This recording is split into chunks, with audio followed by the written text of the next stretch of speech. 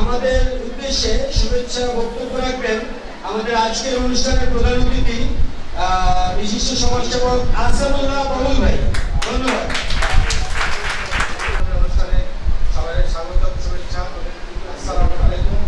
আপনারা সবাই মন দিয়ে শুনেন, ওনারা কি বলে বাকি আপনাদের নির্দেশনা দেয়, যে আপনারা আগে বাড়েন এবং বাকি আপনাদের সাথে সকলের দোয়া এবং শুভেচ্ছা রয়েছে। আসসালামু আলাইকুম। আমাদের যার হাত ধরে এবং যার বিশেষ দিক নির্দেশনায় আজকে আমাদের বড় একটা কর্মী বাহিনী আমরা একত্রে পথ চলি এবং সোনালী লাইফে এই যাবৎকালে সর্বোচ্চ সুনাম এবং সর্বোচ্চ সেলের মাধ্যমে যিনি সম্মানিত পরিচালকবৃন্দের সবচেয়ে বড় সম্মান অর্জন করেছেন, আমাদের সম্মানিত ব্রাঞ্চ ম্যানেজার আল মামুন ভাইকে আমি তার মূল্যবান বক্তব্য রাখার জন্য স্টেজে অভিনন্দন জানাচ্ছি। এবং আজকের এই প্রোগ্রামটার প্রধান আয়োজক জাহাঙ্গীর এলাহি স্যারের জন্য আরেকটি জোরে অনেক বড় একটি প্রোগ্রামের আয়োজন করা হয়েছে এখানে, যেটা আমি মনে করি যে আজকের এই প্রোগ্রামটি যদি আমরা সুন্দরভাবে উপভোগ করতে পারি, কারণ একটি মানুষের জীবনের দুইটি দিক থাকতে পারে, একটি হলো ফ্যামিলি প্ল্যান, আরেকটি হলো আপনার। যাই হোক, আমি সবাইকেই আমি ওয়েলকাম জানাচ্ছি। আমি আমার পরিচয়টা তো অলরেডি সবাই দিয়ে দিল, আমি চাচ্ছিলাম না সময় নষ্ট করতে। আমি এরপরে আমি এক মিনিট দিয়ে দিচ্ছি। আমার নাম হচ্ছে আল মামুন। প্রফেশনালি আমার পরিচয় হচ্ছে আমি সোনালী লাইফ ইন্স্যুরেন্সের একজন ব্রাঞ্চ ম্যানেজার। আমি আপনাদেরকে আসছি মূলত হচ্ছে সেভিংস প্ল্যান নিয়ে আপনাদের সাথে কথা বলার জন্য। কি প্ল্যান? Savings plan. কতক্ষণ আগে আমাদের ইউনিট ম্যানেজার, সম্মানিত ইউনিট ম্যানেজার সাহেব বললো যে প্রতিটা মানুষের জন্য দুইটা প্ল্যান থাকতে হয়। কয়টা প্ল্যান? একটা হচ্ছে ফ্যামিলি প্ল্যান, আর একটা হচ্ছে ফিনান্সিয়াল প্ল্যান। একটা হচ্ছে ফ্যামিলি প্ল্যান, আর একটা হচ্ছে ফিনান্সিয়াল প্ল্যান। ফ্যামিলি প্ল্যান কি?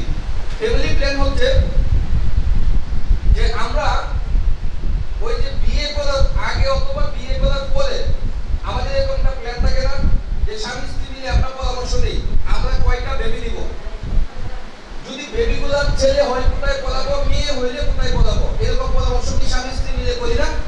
করি কিন্তু। এবং যদি সন্তানটাকে ডাক্তার বানায় তাহলে কোন ইউনিভার্সিটিতে পড়াবো?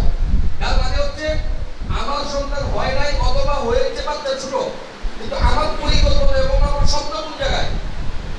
আমার পরিকল্পনা হচ্ছে আমার বাচ্চাটা ইউনিভার্সিটি পর্যন্ত আমি স্বপ্ন থেকে বসে আছি। ওই যে আমি ইউনিভার্সিটিতে পড়াবো, ওই যে আমি আমার বাচ্চাকে ডাক্তার বানাবো, ওই যে আমার বাচ্চাটাকে ইঞ্জিনিয়ার বানাবো, এই ইঞ্জিনিয়ার ডাক্তার বানানোর জন্য আমার আর্থিক পরিকল্পনা দরকার আছে কিনা বলে? হ্যালো, তাহলে একটা মানুষ সুখী হওয়ার জন্য দুইটা পরিকল্পনা থাকতে হয়। একটা হচ্ছে পরিবার পরিকল্পনা, আর একটা হচ্ছে আর্থিক পরিকল্পনা। তাহলে পরিকল্পনা কয়টা থাকা দরকার একটু বলেন?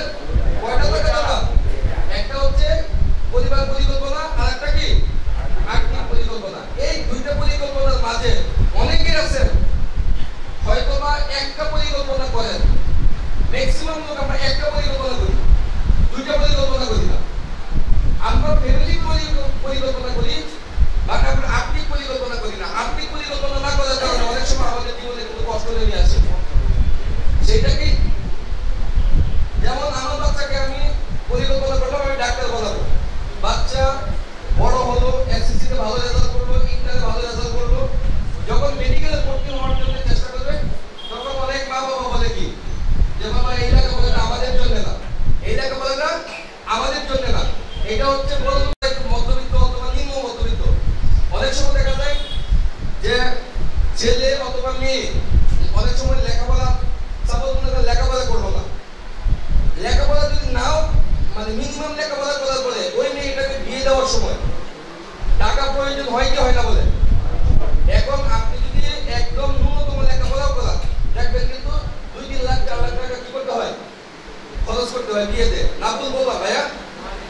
তাহলে এই যে আমরা ওই আমার যে মেয়েটা, আমার যে ছেলেটা, অথবা আমার ভাইকে বিয়ে করানোর সময় অথবা বোনকে বিয়ে দেওয়ার সময় অর্থের প্রয়োজন আছে কিনা বলে?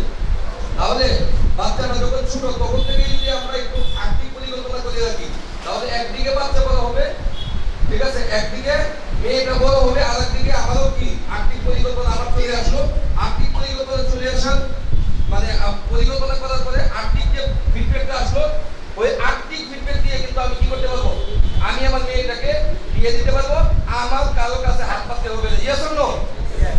কথাটা কি মিথ্যা বললাম না সত্যি বললাম বলেন? তাহলে আজকে আমরা আসছি মূলত আর্থিক পরিকল্পনা নেওয়ার জন্য আর কি। আমরা বিষয়গুলো একটু আলোচনা করবো। আমরা সবাই যেমন আমি কয়েকটা স্লাইড রেডি করেছি, যেমন আমরা সবাই সফল হতে চাই, এটা তো মানে নিঃসন্দেহে, তাই না? নিঃসন্দেহে আমরা সবাই সফল হতে চাই। এখন সফলতা কি? একজন রিক্সা চালক সে টার্গেট করলো যে আজকে আমি 500 টাকা বা 1000 টাকা ইনকাম করবো। যদি সে 1000 টাকা ইনকাম করতে পারে তাহলে ওই দিনের জন্য সে সফল কিনা বলে? তার মানে এক একজনের সফলতা কিন্তু এক এক রকম। তাহলে আমরা সফল হতে চাই, সফলতার পাশাপাশি একটা হচ্ছে সাকসেস আর একটা হচ্ছে হ্যাপিনেস। যে আমরা অনেক সফল ব্যক্তি আছে যারা কিন্তু সুখী না। তার মানে মানুষের জীবনে দুইটা জিনিস দরকার, একটা হচ্ছে সাকসেস আর একটা কি হ্যাপিনেস। হ্যাপিনেস মানে হচ্ছে সুখ। তাহলে সফলতা এবং সুখ দুইটাই দরকার। তাহলে দুইটা জিনিস পাওয়ার জন্য আমাদেরকে যে কাজটা করতে হবে, we have to take a decision, we have to make a decision. আমাদেরকে একটা সিদ্ধান্ত নিতে হবে, আল্লাহর কাছে চাইতে হবে যে আমি সফল হতে চাই, আমি সুখী হতে চাই। Yes or no? চাইলেই তো আল্লাহ তাআলা আমাদেরকে সুখী রাখবে। Yes or no? না চাইলে হবে? সৃষ্টিকর্তার কাছে কিন্তু সবকিছু চাইতে হয়। তাহলে চাওয়ার মানে সফল এবং সুখী হওয়ার জন্য দুইটা জিনিস মানে বলছিলাম, একটা হচ্ছে পরিবার পরিকল্পনা আর একটা হচ্ছে আর্থিক পরিকল্পনা। Yes or no? তাহলে আজকে আমরা আসছি মূলত আর্থিক পরিকল্পনা দেওয়ার জন্য। তার মানে কি আর্থিক পরিকল্পনা মানে কি? সঞ্চয়। তাহলে আমরা যে সঞ্চয় করব, সঞ্চয় করার আগে আমাদেরকে জানতে হবে সঞ্চয় কি, সঞ্চয় মানুষের জীবনে কেন প্রয়োজন। আচ্ছা সঞ্চয় বুঝতে পারছি তো? সঞ্চয় কি? হ্যালো, আমরা কোন বিষয় নিয়ে কথা বলতেছি? সঞ্চয় নিয়ে কথা বলতেছি। তাহলে সঞ্চয় করার আগে আমরা জানবো আগে সঞ্চয় কি, সঞ্চয় মানুষের জীবনে কেন প্রয়োজন। সাউন্ড কি শোনা যাচ্ছে? শোনা যাচ্ছে। Thank you. আমাদেরকে কি করতে হবে? সুখী থাকার জন্য আমাদেরকে টাকা জমাই, টাকা ইনকাম করতে হবে। টাকা ইনকাম করে শুধু খরচ করলে হবে না, আমাদেরকে কি করতে হবে? টাকা জমাইতে হবে। যদি টাকা না জমাই তাহলে দেখেন আজকে আমার গায়ে যে এনার্জি আছে মানে শক্তি আছে, আপনার গায়ে যে শক্তি আছে এই শক্তিটাকে আগামী 20 বছর পরে থাকবে? একটু কথা বলেন আমার সাথে, মানে থাকবে কি? তার মানে শক্তি থাকবে না। মানুষের বয়স আচ্ছা মানুষের বয়স বাড়তেছে না কমতেছে? অনেকেই বলে মানুষের বয়স বাড়তেছে, আসলে বাড়তেছে না, মানুষের বয়স হচ্ছে কমতেছে। অর্থাৎ বয়স কমার সাথে সাথে আপনার এনার্জিও কিন্তু কি করতেছে? কমে যাচ্ছে। সত্যি না? তার মানে কি করতে হবে? আমাদেরকে টাকা জমাইতে হবে। এখন টাকা কিন্তু সবাই জমাইতে পারে না, পারে কি? দেখবেন অনেকেই আপনাদের গার্মেন্টস ফ্যাক্টরিতে আছে 20,000 টাকা ইনকাম করতেছে, 10,000 টাকা সঞ্চয় করতেছে। আবার অনেকেই আছে মাসে 50,000 টাকা বেতন পায়, 1 টাকাও সঞ্চয় নাই। আছে কি নাই বলেন? বেতন পায় 50,000 কিন্তু সঞ্চয় করতে পারে না 1 টাকাও। আর একজনের 20,000 টাকা ইনকাম করে 10,000 টাকা সঞ্চয় করে। তাহলে দুই ব্যক্তির মধ্যে পার্থক্য কি? পার্থক্য হচ্ছে একজন চিন্তা করছে যে আমার সময় তো এইভাবে যাবে না, আমার সন্তান আছে, আমার ফ্যামিলি আছে, এখন থেকে যদি টাকা সঞ্চয় না করি তাহলে ভবিষ্যতে কি হবে? আমার রেজাল্ট খারাপ হবে। যার কারণে উনি কি করতেছে? ভবিষ্যতে সুখী থাকার জন্য উনি সঞ্চয় করতেছে। আর একজনের কাছে সঞ্চয় কেন করবে, সঞ্চয় কি এটাই বুঝে না, না বুঝার কারণে উনি সঞ্চয় করতে পারে না। Yes or no? তাহলে আজকে আপনাদেরকে এই জিনিসটা বোঝানোর জন্যই মূলত আপনাদেরকে ডাকা হয়েছে। দেখেন এখানে লেখা আছে সঞ্চয় কি। সঞ্চয় কি? সঞ্চয় হচ্ছে আয়ের একটি অংশ। অর্থাৎ আপনি যাহা ইনকাম করবেন, ইনকামের একটা অংশ হচ্ছে কি সঞ্চয়, যা বর্তমানে ভোগ না করে ভবিষ্যতের জন্য জমা করে রাখবেন। তার মানে হচ্ছে আমরা এতটুকু বুঝলাম সঙ্গে সঞ্চয় হচ্ছে আপনি যা ইনকাম করবেন এইটা থেকে ভবিষ্যতের জন্য কিছু টাকা কি করবেন? জমা করবেন। এটাকে কি বলা হয়? সঞ্চয় বলা হয়। এখন সঞ্চয় কেন করবেন? দেখেন সঞ্চয়ের প্রয়োজনীয়তা কি? জীবনযাপনের প্রয়োজনীয়তা আছে, জরুরি প্রয়োজনে, দুর্যোগে সুবিধা প্রাপ্তিতে। যেমন ধরেন দুর্যোগে কি? যেমন ধরেন 2020 সালে করোনা গেছে না, যাদের সঞ্চয় ছিল গার্মেন্টস ফ্যাক্টরি বন্ধ থাকার পরেও ওনাদের কিন্তু কষ্ট হয় নাই। কেন? ব্যাংকে টাকা ছিল। Yes or no? ওই টাকা ভেঙে কিন্তু খেতে পারছে। মানে ওই দুর্যোগের সময় কি কাজে লাগাইতে পারছে। আর যাদের টাকা ছিল না তারা কিন্তু অনেক কষ্ট করেছে। Yes or no? তার মানে হচ্ছে এতটুকু আমরা বুঝলাম। এই যে সামারিটা মনে রাখবেন, আজকের সঞ্চয় আগামী দিনে সঞ্চয় আগামী দিনের শক্তি। সঞ্চয় হচ্ছে দুর্দিনের শক্তি। সঞ্চয় হচ্ছে আপনার দুর্দিনের শক্তি। হ্যালো, দেখবেন দুর্দিন তো বুঝছেন, মানে আপনার বিপদে কেউ পাশে থাকে না। আপনার যদি টাকা সঞ্চয় থাকে, আপনার যদি জমানো টাকা থাকে, এই টাকাটাই কিন্তু একমাত্র আপনার সঙ্গী হয়। Yes or no? তার মানে সঞ্চয় হচ্ছে আপনার দুর্দিনের সঙ্গী। সঞ্চয় হচ্ছে মানুষের বৃদ্ধ বয়সের একমাত্র অবলম্বন। অর্থাৎ সঞ্চয় হচ্ছে মানুষের বৃদ্ধ বয়সের একমাত্র অবলম্বন। দেখেন, আমরা এইটা সঞ্চয় করতেছি, যারা সঞ্চয় করতেছি, দেখেন আমরা অনেক সময় লক্ষ্য করলে কি দেখি না যে মা বাবা অনেক কষ্ট করে লেখাপড়া করিয়েছি। Yes or no? অনেক কষ্ট করে লেখাপড়া করানোর পরেও মা বাবার কাছে যখন অর্থ থাকে না, তখন সন্তান কিন্তু টেক কেয়ার করে না। মানে টেক কেয়ার মানে হচ্ছে সন্তান দেখাশোনা করে না। এরকম ঘটনা আপনাদের এলাকায় ঘটে কি ঘটে না বলেন? আছে কি নাই বলেন? আছে। তার মানে অহরহ আছে। তার মানে আপনি যদি টাকা সঞ্চয় করেন, এইটাই কিন্তু আপনার একমাত্র সঙ্গী হবে এবং বৃদ্ধ বয়সের অবলম্বন হবে। Yes or no? আচ্ছা, আরেকটা কথা আপনাদেরকে বলি, এই যে আমাদের ছেলে মেয়েদেরকে, অর্থাৎ আপনি আপনার মেয়েটাকে যখন বিয়ে দিবেন, একটু চিন্তা করেন তো, আপনি যদি মানুষের কাছে হাত পাতেন, এইটা ভালো না নিজের সামর্থ্যে বিয়ে দিতে পারতেছেন, এইটা ভালো বলেন? আপনি যদি কারোর কাছে হাত পাতেন, আপনার ভাইয়ের কাছে, আপনার চাচার কাছে, আপনার ভাইসের কাছে, যে আমার মেয়েটাকে বিয়ে দিতে পারতেছি না, আমার মেয়েটাকে বিয়ে দেওয়ার জন্য কিছু টাকা দরকার, অথবা সমস্যা, হাত পাততেছেন, এই মেয়েটা কিন্তু আড়ালে কাঁদে। Yes or no? আপনার সামনে কিছু বলে না, আড়ালে কিন্তু ঠিকই কাঁদে যে আমার মা বাবা আমাকে সম্মান মতো কি করতে পারতেছে না, বিদায় দিতে পারতেছে না। তাহলে এখন আমাদের কি সঞ্চয়ের প্রয়োজন আছে কি নাই বলে? অর্থাৎ সঞ্চয়ের প্রয়োজন আছে। দেখেন, এখানে লেখা আছে আমরা যতই সম্পদশালী হই, ভবিষ্যতে কি হবে আমরা তা কেউ জানি না। তার মানে আমরা ভবিষ্যতে আমাদের অবস্থা কি হবে আমরা জানি না। যেমন করোনা এইরকম একটা দুর্যোগ আসবে, আমরা কি জানতাম? আমরা কিন্তু জানতাম না। জীবন চলার পথে খারাপ সময় আসতে পারে, তখন সঞ্চয় হবে বড় সহায়ক। অর্থ কষ্টের মতো মানসিক কষ্ট আর নাই। যথাযথ সঞ্চয় থাকলে মানসিক কষ্টের পরিমাণ কমানো সম্ভব। সঞ্চয়ের অভ্যাস আর্থিক স্বাধীনতা আনে এবং জীবনে অনেক সিদ্ধান্ত নিজের মতো করে নেওয়া সম্ভব হয়।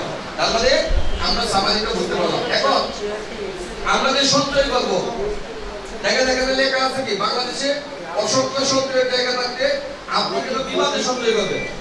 আপনি যে সঞ্চয়টা করবেন, সঞ্চয় বিভিন্ন জায়গায় করতে পারেন। আপনি বিভিন্ন এনজিওতে করতে পারেন, আপনি মাইক্রো ক্রেডিট বিভিন্ন প্রতিষ্ঠানে করতে পারেন, আপনি ব্যাংকে করতে পারেন, বিভিন্ন জায়গায় করতে পারেন। কিন্তু আমরা আজকে মূলত হচ্ছে সোনালী লাইফ ইন্স্যুরেন্সের পক্ষ থেকে, অর্থাৎ জীবন বীমা কোম্পানি থেকে আসছি। তাহলে আপনি ব্যাংকে সঞ্চয় না করে, আপনি অন্যান্য এনজিওতে সঞ্চয় না করে আপনি বিমাতে কেন সঞ্চয় করবেন, এই জিনিসটাকে বোঝানোর জন্য মূলত হচ্ছে আজকে আপনাদেরকে নিয়ে আসছি যে বিমাতে সঞ্চয় করলে আপনাদের সুবিধা কি। আরেকটা বিষয় হচ্ছে বাংলাদেশে 35টা জীবন বীমা কোম্পানি আছে। কয়টা জীবন বীমা কোম্পানি আছে? তার মানে আমাদের মতো এরকম 35টা জীবন বীমা কোম্পানি আছে। তাহলে বাকি 34টাকে আপনি সঞ্চয় না করে আপনি কেন আমাদের কোম্পানিতে সঞ্চয় করবেন? এই জিনিসটা সুন্দরভাবে বুঝলেন, তাহলেই হচ্ছে আপনি ক্লিয়ার হয়ে যাবেন। নোট, এই প্রশ্নের উত্তরগুলো আপনাকে অত্যন্ত পরিষ্কারভাবে ক্লিয়ার হতে হবে, তাহলেই আপনি জিনিসটা বুঝতে পারবেন। লাইফ ইন্স্যুরেন্স মানে কি? লাইফ মানে কি? জীবন। ইন্স্যুরেন্স মানে হচ্ছে বীমা। লাইফ ইন্স্যুরেন্স মানে কি? জীবন বীমা। এখন জীবন বীমাটা কি? অনেকের কিন্তু এটা বিষয়ে ভুল ব্যাখ্যা আছে, অনেকে আমরা গুলায় ফেলি। যেমন এখানে আসার পরেও আমি শুনতে পেরেছি আমার জীবন বীমাকে অনেকেই বলতেছেন আমাদের এলাকায় তো এরকম একটা আসছিল, আইসা কিছু টাকা পয়সা নিয়ে চলে গেছে। এরকম আমরা কিন্তু বলি, আসলে কিন্তু আপনারা যে জায়গায় টাকা রাখতেছেন এটা হচ্ছে বিভিন্ন মাইক্রো ক্রেডিট প্রতিষ্ঠান আছে না, হ্যালো, বিভিন্ন মাইক্রো ক্রেডিট প্রতিষ্ঠান আছে এবং হচ্ছে বিভিন্ন এনজিও তে আপনারা টাকা রাখতেছেন। এনজিও আর হচ্ছে ওই প্রতিষ্ঠানগুলো আর জীবন বীমা প্রতিষ্ঠানগুলো কিন্তু এক জিনিস না। আজকে আমরা বিষয়গুলো ক্লিয়ার হব। তাইলে জীবন বীমা কি? জীবন বীমা হলো একটি চুক্তি যার দুইটি পক্ষ থাকে, যার এক পক্ষ হলো বীমাকারী আর এক পক্ষ হলো বীমা গ্রহীতা। নির্দিষ্ট পরিমাণ অর্থের বিনিময়ে এবং নির্দিষ্ট মেয়াদের মধ্যে বীমা গ্রহীতার মৃত্যুজনিত, দুর্ঘটনাজনিত, অসুস্থজনিত অথবা স্থায়ী অক্ষমতার কারণে আর্থিক নিরাপত্তা নিশ্চিত করার নামই হলো জীবন বীমা। তার মানে হচ্ছে আমরা অনেকেই মনে করি কি জীবন বীমা মানেই হচ্ছে মানুষ মারা গেলে টাকা পায়, এইটা বুঝুন। আসলে কিন্তু বিষয়টা তা না।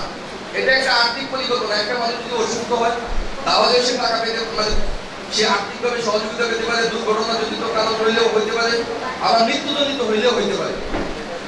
অপরদিকে উপরিউল্লেখিত কোনো ঘটনা সংঘটিত না হলে মেয়াদান্তে বীমা অঙ্ক এবং লভ্যাংশ বীমাকারী কর্তৃক গ্রাহককে পরিশোধ করার প্রতিশ্রুতি হচ্ছে জীবন বীমা। তার মানে হচ্ছে জীবন বীমাটা হচ্ছে আমরা জীবন বীমার মেসেজটা কি পাইলাম কি পাইলাম না? ভাইয়া একটু বসেন, হ্যালো একটু বসেন, হ্যাঁ একটু কষ্ট হচ্ছে, একটু বসেন ভাই, হ্যাঁ। তার মানে কি এই সামাজিকটা কি পাইলাম না আমরা? জীবন বীমা কি বুঝতে পারছি? আরো ব্যাখ্যা দিব, বুঝতে পারবেন তাহলে। যেমন দেখেন এখানে ইংলিশে একটা লেখা আছে যে sometimes we cannot avoid unexpected critical situation or critical illness। অনেক সময় আমাদের জীবনে অপ্রত্যাশিত কিছু ঘটনা ঘটে যায়। অপ্রত্যাশিত ঘটনা কি? হঠাৎ করে দেখা গেল একটা মানুষ সুস্থ, হঠাৎ করে পেটে ব্যথা, ডাক্তারের কাছে গেছে, বলতেছে কিডনি একটা নষ্ট হয়ে গেছে। এরকম হয় কি হয় না বলে? এরকম কিন্তু হয়।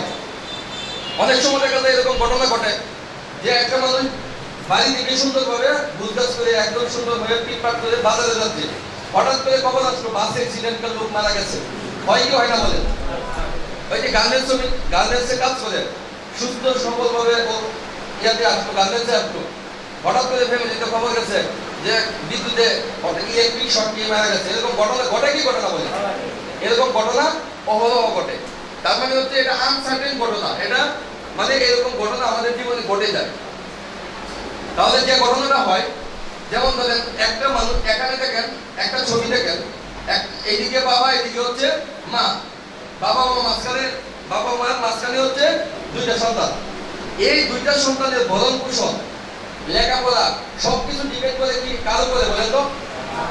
মা বাবার উপরে। যেমন আপনাদের সন্তানদের ভরণ পোষণ ডিপেন্ড করতেছে কিন্তু আপনাদের উপরে। Yes or no? সত্যি বলেন না মিথ্যা বলেন? একটু গভীরভাবে চিন্তা করেন তো, যদি সংসারটা আপনার উপরে নির্ভর করে, আল্লাহ না করুক হঠাৎ করে আপনার যদি হায়াত শেষ হয়ে যায়, এরকম ঘটনা, আচ্ছা আমার হায়াত কখন শেষ হয়ে যাবে এটা কি আমি জানি? কিন্তু মরতে হবে এটা চিরন্তন সত্য। Yes or no? তাহলে আমি যদি হঠাৎ করে দুনিয়া থেকে চলে যাই, আমার ফ্যামিলি থেকে মিস হয়ে যায়, তাহলে আমার ফ্যামিলির ইনকাম কি বন্ধ কি বন্ধ না বলেন? ইনকাম বন্ধ। একটু চিন্তা করেন তো, তাহলে আপনার সন্তানের ভবিষ্যৎটা কি হবে? তাহলে যে ঘটনাটা হয়, এই যে বাবা অথবা মা উপার্জনযোগ্য ব্যক্তি মারা গেলে তখন এই ফ্যামিলি অর্থাৎ এই সন্তানের অন্ন, বস্ত্র, বাসস্থান, শিক্ষা, চিকিৎসা সব কিছু একটা এলোমেলো হয়ে যায়। Yes or no? কিন্তু আপনার যদি বীমা করা থাকে, সেই ক্ষেত্রে যে জিনিসটা হবে, বীমা কোম্পানি থেকে আপনি একটা বড় অঙ্কের আর্থিক সাপোর্ট, আপনি বলতে আপনি ফ্যামিলি বড় অঙ্কের একটা আর্থিক সাপোর্ট পাবে, যে সাপোর্টটা দিয়ে তখন তারা ব্যালেন্স করতে পারবে। Yes or no? এতটুকু তো বুঝতে পারছি নাকি? আচ্ছা, তাহলে ইন্স্যুরেন্স কি? দেখেন আইপিএস মানে কি? আইতে ইনস্ট্যান্ট পাওয়ার সাপ্লাই, অর্থাৎ ইনস্ট্যান্ট পাওয়ার সাপ্লাই।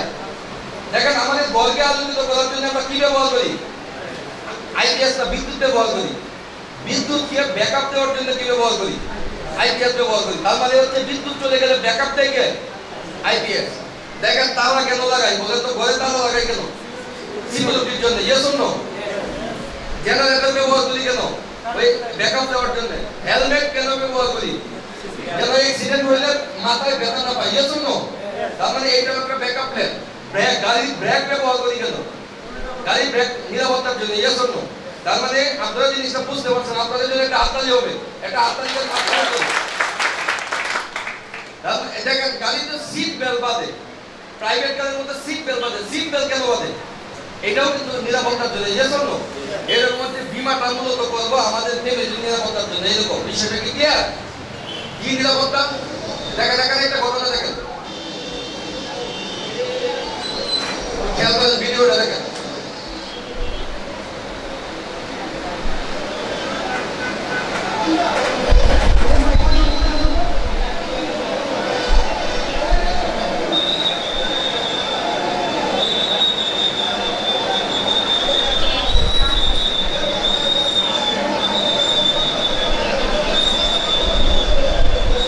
এখানে যে মেসেজটা,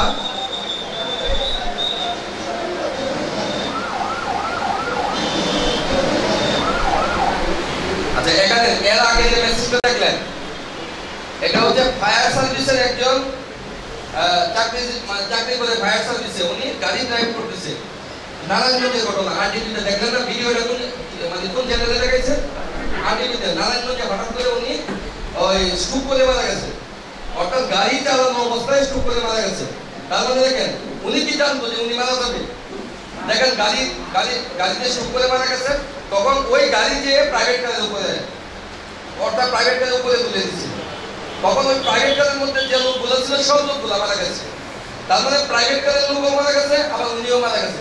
তার প্রাইভেট কারের যে লোকগুলো বসেছিল ওই লোকগুলো কি জানতো যে পিছন দিকে এক গাড়ি এসে ধাক্কা দেবে, মারা যাবে? জানতো না, কিন্তু ঘটনা কিন্তু ঘটে গেছে। তাহলে আজকে চিন্তা করেন ওই ফ্যামিলির অবস্থাটা কি। এখানে দেখেন একটা ঘটনা, অনেক সময় আমরা এই নিউজগুলো কিন্তু দেখি, বাস যাচ্ছে গন্তব্যের দিকে রওনা দিল বাস, অনেক সময় দেখা যায় কি বাস গিয়ে পানিতে পড়ে গেছে, কাঁধে পড়ে গেছে, এই জন্য এই মেসেজটা হচ্ছে এটা আর কি। দেখেন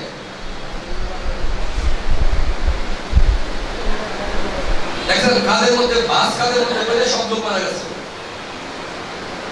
তাহলে একটু চিন্তা করেন তো, এইরকম একটা ঘটনায় যদি আমি আপনি হই। আজকে আপনাদের কাছ থেকে বিদায় দিচ্ছি, ধন্যবাদ সবাইকে, আসসালামু আলাইকুম। প্রথমেই আমি আমাদের প্রধান অতিথি আমাদের আহসানুল্লাহ বাবুল ভাইকে ক্রেস্টের মাধ্যমে বরণ করে নিব, এবং বাবুল ভাইকে বরণ করে নেবেন আমাদের শ্রদ্ধেয় নাসিরুল্লাহ স্যার এবং আমাদের অনুজ জাহাঙ্গীর আলী স্যার।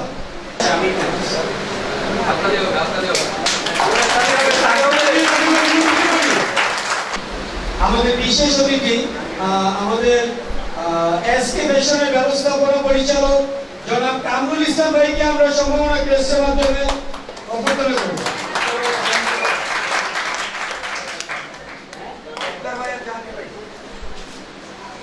এবং তাদেরকে ক্রেস্টের মাধ্যমে সম্মানিত করছেন জনাব মুক্তার ভাই এবং জাহাঙ্গীর আলম ভাই।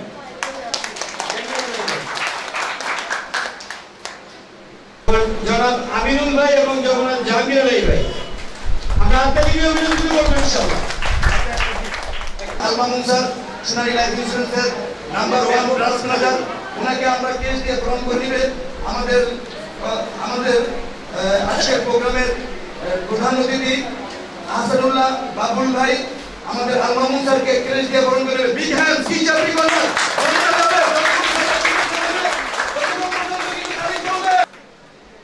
Thank you. তো এই মুহূর্তে আমাদের অনারেবল এফএ এবং যিনি কিছুদিন আগে কোম্পানির যে ক্রাইটেরিয়াগুলি আছে সেই ক্রাইটেরিয়া ফুলফিল করে খুব শীঘ্রই আমি আজকে যে জায়গাটা আছি ইউনিট ম্যানেজার, এবং জুনে যিনি প্রমোশন দিচ্ছে ম্যানেজার হিসাবে আমাদের ডাইনামিক টিম থেকে, উনি হচ্ছেন মুক্তার ব্যাপারী।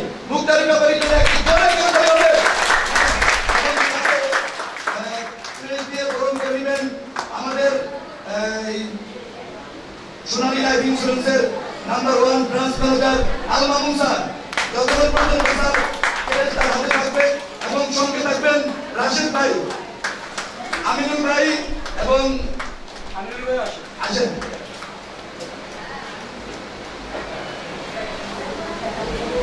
আমি মনে করি যে এরকম দিনগুলি আপনাদের জীবনেও আছে। আরো জোরে তালি।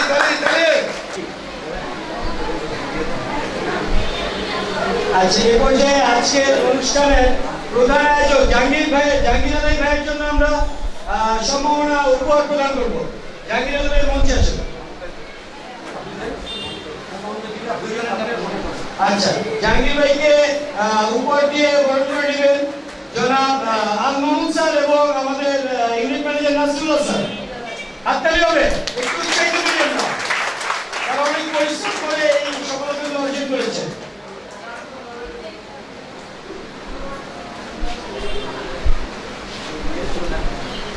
আচ্ছা, আমাদের মাঝে আছেন আমাদের চমৎকারভাবে কাজ করে যাচ্ছেন এফএ শহীদুল ইসলাম ভাই, মঞ্চে অভ্যর্থনা জানাচ্ছি শহীদুল ইসলাম ভাইকে।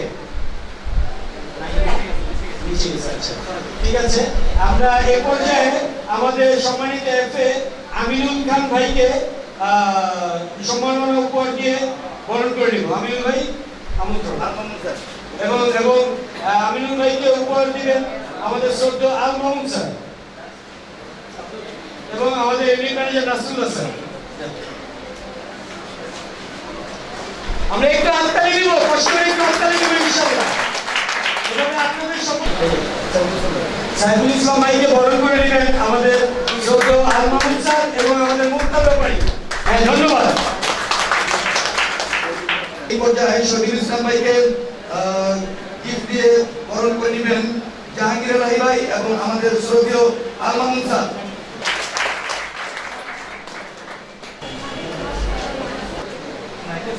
আজকের এই প্রোগ্রামের যিনি একেবারে শুরু থেকেই মোটামুটি শেষ পর্যন্ত যিনি উপস্থাপনা করেছেন এবং খুব হাস্যোজ্জ্বল চেহারা, যাকে দেখলে আমার অনেক ভালো লাগে এবং আমি নিজেই অনেক মোটিভেশন পাই, উনি হচ্ছেন রাশেদ মুশাররফ ভাই, মোহাম্মদ রাশেদ মুশাররফ। এবং ওনাকে বরণ করে নিচ্ছে আমাদের নাম্বার 1 ব্রাঞ্চ ম্যানেজার এবং লিডার্স ক্লাব অ্যাচিভার মুক্তার স্যার এবং জাহাঙ্গীর স্যার।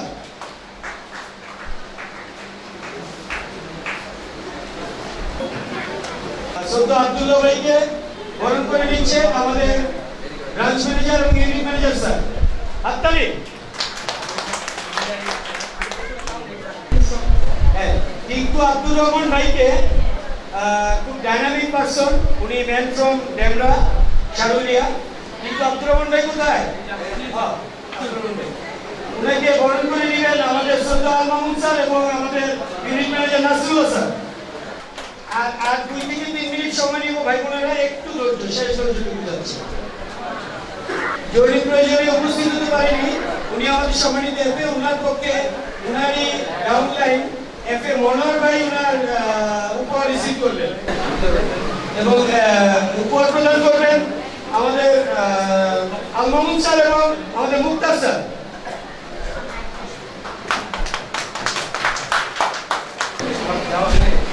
আমাদের এফএ মঞ্জু ব্যাপারী ভাইয়ের উপর এখন রিসিভ করবেন তার পক্ষে সারোয়ার ভাই। সারোয়ার ভাই সামনে আসেন, সারোয়ার ভাই সামনে আসেন। আর আমাদের এফএ তাহমিনা আক্তারের পক্ষে আমাদের উপহার রিসিভ করবে আমাদের জসিম ভাই। আপনাকেও দীর্ঘদিনে মঞ্চের দিকে অভ্যর্থনা জানাচ্ছি।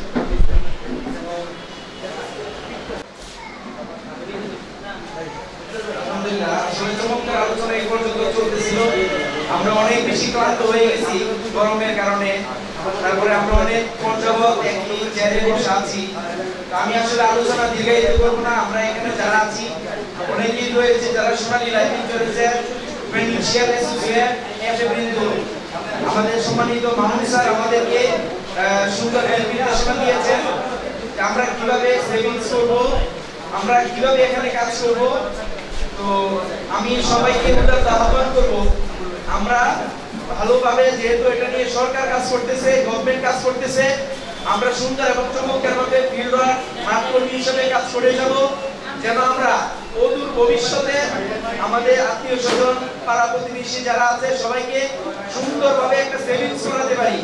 এজন্য আমরা আমাদের সামনে উপবিষ্ট আছে মাওলানা কেবল আব্দুল্লাহ ভাই, তারপরে হচ্ছে আরো যারা আছেন, আমরা চমৎকারভাবে কাজটা শিখবো এবং মাঠে ঝাঁপিয়ে পড়বো, যেন আমাদের মাধ্যমে মানুষ সুন্দরভাবে দিক নির্দেশনা পেতে পারে। এ বলে আমি আমার সংক্ষিপ্ত কথা শেষ করলাম। আসসালামু আলাইকুম।